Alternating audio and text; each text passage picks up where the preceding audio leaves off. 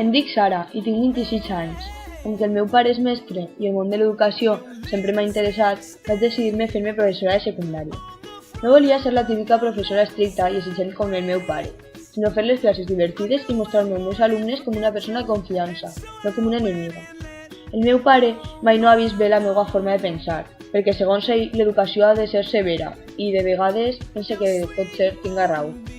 Però estic contenta amb tot el que he fet al llarg d'aquest darrer curs. Les experiències que he viscut m'han canviat i he madurat. He après que no s'han de posar moltes il·lusions en ningú per tal de no decepcionar-te. No s'ha de regalar el col a ningú perquè pots jugar amb ell i trencar-lo. He après que ser professora és molt més que ensenyar una matèria i corregir exàmens i que disfruta ajudant els meus alumnes. David m'ha ensenyat que una persona pot canviar en poc de temps a causa de les circumstàncies o coneixent a una altra persona i que no s'ha de jutjar sense saber, perquè les apariències enganyen.